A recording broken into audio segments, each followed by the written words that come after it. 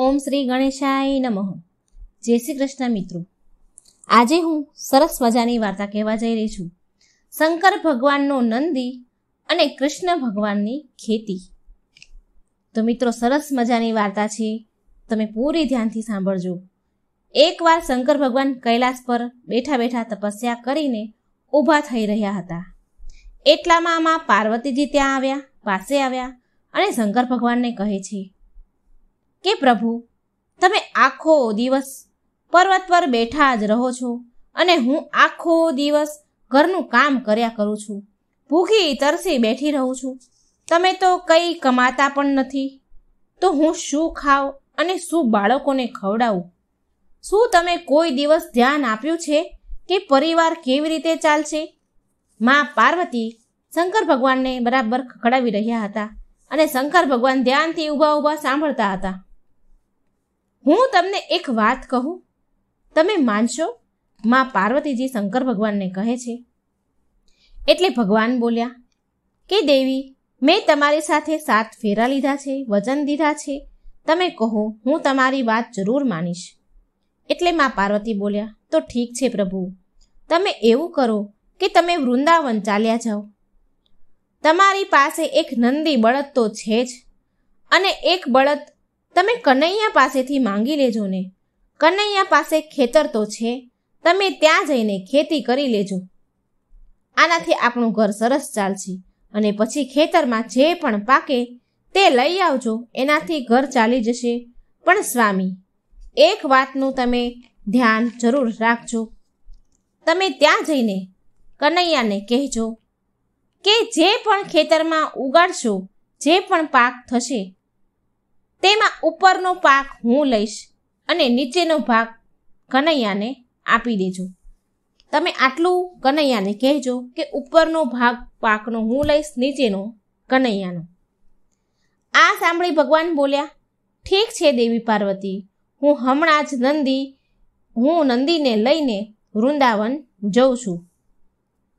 ત્યાર પછી શંકર ભગવાન નંદી બળદ પર બેસી ગયા અને કનૈયાને ઘરે જવા નીકળી ગયા વૃંદાવન.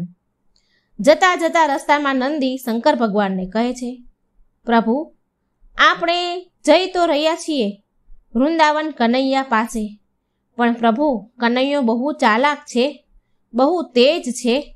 એટલે શંકર ભગવાન બોલ્યા, કંઈ વાંધો નહીં નંદી, જે થશે ને તે જોયું જશે. મેં પાર્વતીજીને વચન આપ્યું છે કે હવે હું ખેતી કરીને જ પાછો આવીશ. જે પણ પાક ઉગશે તે હું લઈને જ આવીશ. અને પછી શંકર ભગવાન નંદીને લઈને નંદી સાથે વૃંદાવન કનૈયાના ઘરના દરવાજા પાસે પહોંચી ગયા. વૃંદાવન આવી ગયા અને દરવાજા પાસે ઊભા ઊભા શંખ વગાડવા લાગ્યા. શંખનો અવાજ સાંભળી શ્રી કૃષ્ણ ભગવાને દરવાજો ખોલ્યો અને જુએ છે કે તેમની સામે શંકર ભગવાન ઊભા છે. શ્રી કૃષ્ણ ભગવાન શંકર ભગવાનને પ્રણામ કરે છે અને બોલ્યા, હે ભોળાનાથ, તમે અહીં? આવો, પધારો, અંદર ઘરમાં આવો. પ્રભુ, તમારે અચાનક આવવાનું કેમ થયું? તમે મને સંદેશો મોકલી દીધો હોત તો હું તમને મળવા આવી જાત. એટલે શંકર ભગવાન બોલ્યા કે કનૈયા, મારે એક કામ છે જે માત્ર તમે જ કરી શકો છો અને મારે એના માટે અહીં જ આવવું પડ્યું.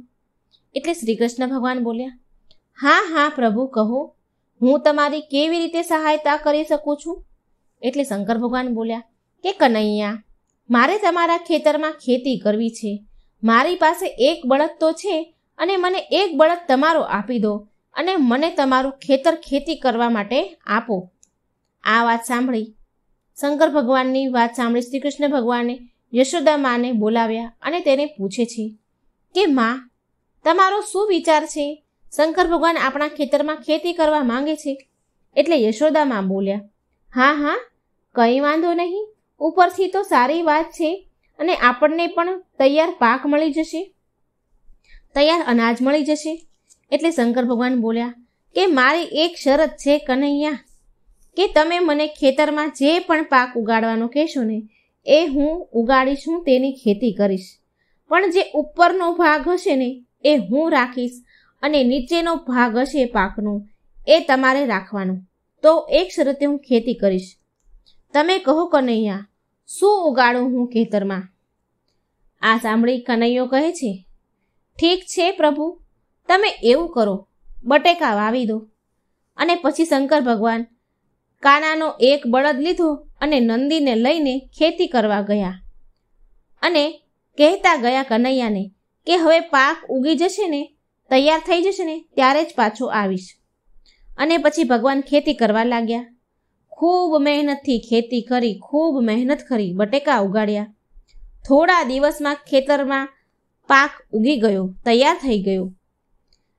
એટલે શરત મુજબ, શંકર ભગવાનની શરત મુજબ નંદી અને શંકર ભગવાન મળીને બટેકાનો જે ઉપરનો જે ઉગેલો ભાગ હતો, જે પાંદડા હોય તે કાપ્યા અને એ પાંદડાનું પોટલું બાંધીને કૈલાસ પર આવી ગયા. શંકર ભગવાને બહુ ખુશીથી મા પાર્વતીને તે પોટલું આપ્યું જે ખેતી કરીને તે લઈને આવ્યા હતા. હવે મા પાર્વતીએ એક પોટલું લીધું અને જ્યારે એ પોટલું ખોલ્યું અને જોયું તો તે મા પાર્વતી હેરાન રહી ગયા, ચોંકી ગયા. તે પોટલામાં તો માત્ર પાંદડા ને પાંદડા જ હતા. તો મા પાર્વતી બોલ્યા, પ્રભુ, તમે આ શું ઉઠાવીને લઈને આવ્યા છો? અને ખેતીનો પાક ઉગાડેલો ક્યાં છે? આ જે બટેકા આવે એ ક્યાં છે? ભગવાન બોલ્યા, પાર્વતીજી, તમે તો મને જેવું કીધું હતું મેં એવું જ કર્યું. તમે મને કીધું હતું કે ખેતીનો ઉપરનો ભાગ હોય તે આપણે રાખીશું અને નીચેનો ભાગ આપણે કનૈયાને આપીશું. તો ખેતીનો ઉપરનો ભાગ હું લઈને આવ્યો છું, બટેકા તો મેં કાનાને આપી દીધા. આ સાંભળીમાં પાર્વતી બોલ્યા કે પ્રભુ, હું એ કંઈ ન જાણું અને આ પાંદડાનું હું શું કરું? આ તો કંઈ કામના જ નથી. મા થોડા ગુસ્સે થયા અને કહ્યું, ફરી વાર પાછા જાઓ, ફરી બીજી ખેતી કરીને લાવો. પણ હવે પ્રભુ, એક વાતનું ધ્યાન રાખજો, આ વખતે તમે નીચેની ખેતીનો ભાગ લેશો અને ઉપરનો ભાગ કનૈયાને આપજો. મા પાર્વતી શંકર ભગવાનને થોડું ગુસ્સેથી બોલ્યા અને કહ્યું, ફરી જાઓ. હવે પાછા શંકર ભગવાન નંદીને લઈને પાછા વૃંદાવન જવા લાગ્યા. રસ્તામાં નંદી ભગવાનને સમજાવે છે, ભોળાનાથને કહે છે કે કાનો બહુ ચતુર છે પ્રભુ, તો તમે થોડા સાવધાન રહેજો. શંકર ભગવાન ફરી એ જ બોલ્યા કે જે થશે તે જોયું જશે, છે તો એ ભોળાનાથ આખીર. શંકર ભગવાન ફરી કનૈયાના ઘરે ગયા અને કહ્યું, કાના, મને તમારા બળદ અને ખેતર ફરી એકવાર જોઈએ છે ખેતી કરવા માટે. મારે ફરી એકવાર ખેતી કરવી છે, પણ આ વખતે મારી એક શરત છે કે હું જે પણ ઉગાડીશ, જે પણ ખેતી કરીશ, તે ઉપરનો ભાગ તમે રાખજો અને નીચેનો ભાગ હું લઈ જઈશ. તો આ શરતે મારે ખેતી કરવી છે. તો બોલો કાના, હવે હું ખેતરમાં શું ઉગાડું, શેની ખેતી કરું? શંકર ભગવાનની શરત માની અને કૃષ્ણ ભગવાન બોલ્યા કે ઠીક છે ભોળાનાથ, જેવું તમે ઈચ્છો તો તમે જાઓ, બાજરો ઉગાડી દો. હવે ભોળાનાથ તો ભોળા છે એટલે કૃષ્ણ ભગવાનના કહેવાથી શંકર ભગવાને બાજરો ખેતરમાં રોપી દીધો. બાજરો વાવ્યો, બાજરાની ખેતી કરી અને ખૂબ મહેનત કરી, દિવસ રાત મહેનત કરી. સારી રીતે ખેતીનો રખેવાળું કર્યું અને થોડા દિવસમાં બહુ સરસ બાજરો ઉગ્યો. હર્યો ભર્યો બાજરો ખેતરમાં થયો અને જ્યારે ઉગીને તૈયાર થઈ ગયો બાજરો, પછી બાજરીને કાપવાનો જ્યારે સમય થયો એટલે ઉપર બાજરીના જે ડુંડા હતા તે તોડ્યા કૃષ્ણ ભગવાને. કૃષ્ણ ભગવાન તૈયાર પાક થઈ ગયો એટલે ખેતરમાં આવ્યા અને ઉપરના બધા જ ડુંડા તોડીને લઈ ગયા અને બાજરાના જે નીચેની ડાળીઓ હતી, જે ઠૂઠા હતા, તે શંકર ભગવાને તે બધા કાપી અને તેનું પોટલું બાંધ્યું અને લઈ આવ્યા. કૈલાસ પર તે પોટલું લઈને આવ્યા. કૈલાસમાં આવ્યા પછી શંકર ભગવાન તે પોટલું પાર્વતીજીને આપે છે અને મા પાર્વતીજી તે પોટલું હાથમાં લીધું અને અંદરથી તેમણે ખોલીને જોયું તો બાજરીનો જે નીચેની ડાળીઓ હતી તે હતી. ઉપરનો જે બાજરીના જે ડુંડા આવે તે તો કનૈયો લઈ ગયો. હવે આ જોઈ મા પાર્વતી ખૂબ ગુસ્સે થયા, લાલ પીળા થવા લાગ્યા. આ જોઈ મા પાર્વતી બોલ્યા, અરે રે રે રે રે પ્રભુ, તમે આ શું લઈને આવ્યા? આ તો ઘાસ ફૂસ છે, હું આનું શું કરીશ? આની ઉપરનો બાજરો ક્યાં છે? અરે પાર્વતીજી, શંકર ભગવાન કહે છે, અરે પાર્વતીજી, તમે તો મને એવું કહ્યું હતું ને કે આ વખતે નીચેની ખેતીનો ભાગ લાવજો અને ઉપરનો ભાગ કનૈયાને આપી દેજો. એટલે મેં એવું જ કર્યું. ઉપરનો ભાગ કનૈયો લઈ ગયો ને નીચેનો ભાગ હું લઈને આવ્યો.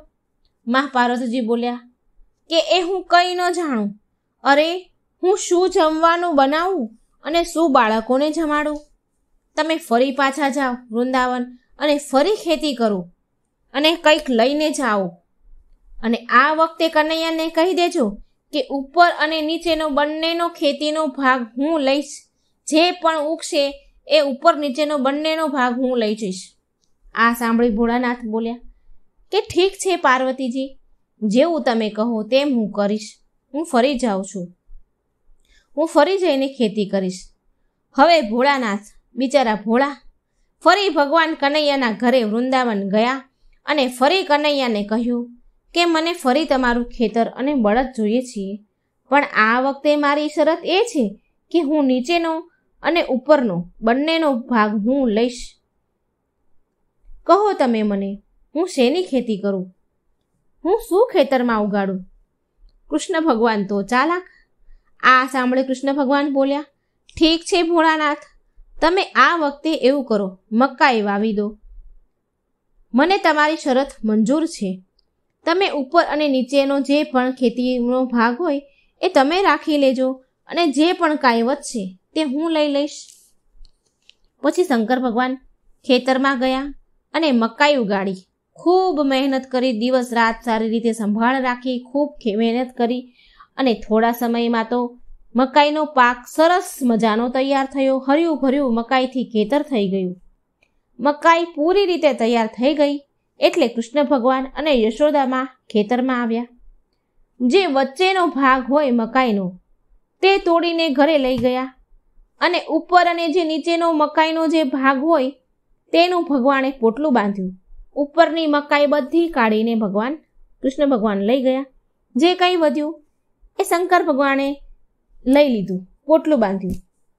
આ વખતે તો નંદી અને શંકર ભગવાન બહુ ખુશ જઈ રહ્યા હતા કે આ વખતે તો શંકર ભગવાન તો એવું વિચાર કરતા જતા હતા કે આ વખતે તો માતા પાર્વતી બહુ ખુશ થઈ જશે, કારણ કે ઉપર અને નીચેનો બંનેનો ભાગ હું લઈને આવ્યો છું. ખૂબ ખુશ થશે. ભગવાને ખેતીનું પોટલું મા પાર્વતીને આપ્યું. મા પાર્વતીએ તે પોટલું ખોલ્યું. તેવામાં તો મા પાર્વતી માથું પકડીને નીચે જમીન પર બેસી ગયા અને માથે હાથ દઈને બોલવા લાગ્યા, અરે રે રે રે રે પ્રભુ, તમે આ ઉપર અને નીચેનો ભાગ તો લઈને આવ્યા, પણ આમાં મકાઈ ક્યાં છે? પાર્વતીમાં કહે છે, ભગવાનને કહે છે, પાર્વતીમાં કહે છે કે પ્રભુ મકાઈ નથી, એ ક્યાં ગઈ? એટલે શંકર ભગવાન કહે છે, પાર્વતીજી, તમે તો કહ્યું હતું કે ઉપર અને નીચેનો ભાગ બંને લઈને આવજો. મેં કેટલી મહેનત કરી અને ખેતી કરી અને ઉપર અને નીચેનો બંનેનો ભાગ લઈને આવ્યો છું, અને હું તો ભોળો જેવું તમે કહ્યું એવું મેં કહ્યું. હજી ભગવાન બોલી જ રહ્યા હતા તેવામાં શ્રી કૃષ્ણ ભગવાન આવ્યા. જે શંકર ભગવાને ખેતી કરી હતી તે બધું લઈને પોટલું બાંધીને આવ્યા. મકાઈ, બાજરો, બટેકા બધું જ લઈને આવ્યા. ને શ્રી કૃષ્ણ ભગવાન કહે છે, મા પાર્વતી, ભોળાનાથ સાચું કહે છે. ભોળાનાથ તો બહુ ભોળા છે અને એટલે જ તો ભક્તો ભોળાનાથને ભોળા બાબા કહે છે, ભોલે બાબા કહે છે. ભોળાનાથ તો ભાવના ભૂખ્યા છે. પ્રેમથી તેમને જે પણ અર્પણ કરો તે ગ્રહણ કરી લે છે. તમને ધ્યાન છે કે ભોળાનાથ કેટલા ભોળા છે? તે ખૂબ દયનીય છે, ખૂબ દયાવાન છે. મા પાર્વતી ભોળાનાથે જે પણ ખેતી કરી છે તે હું લઈને આવ્યો છું. બટેકા, બાજરો, મકાઈ બધું જ લાવ્યો છું. આને સ્વીકાર કરો માં. મા પાર્વતી જુએ છે કે ભોળાનાથે તો બહુ સરસ ખેતી કરી છે. ખૂબ પુષ્કળ પ્રમાણમાં પ્રભુએ પાક ઉગાડ્યો હતો. બાજરો, મકાઈ અને બટેકા ઉગાડ્યા હતા. મા પાર્વતી તો જોઈને બહુ ખુશ થઈ ગયા, ખૂબ રાજી થયા. મા પાર્વતી ખુશ થઈને બોલ્યા કે હે પ્રભુ, કંઈ પણ કહો, પણ તમે અને નંદીએ બંને કાનાના બળદને લઈને ખૂબ સારી ખેતી કરી છે. ધન્યવાદ પ્રભુ, તમને ધન્યવાદ. તો મિત્રો, આ હતી શંકર ભગવાનની ખેતી, શંકર ભગવાનનો નંદી અને કૃષ્ણ ભગવાનની ખેતી. તો આ મારી વાર્તા સારી લાગે તો મારી ચેનલને લાઈક, સબસ્ક્રાઈબ અને શેર જરૂર કરજો. જય શ્રી કૃષ્ણ. રાધે રાધે. Thank you.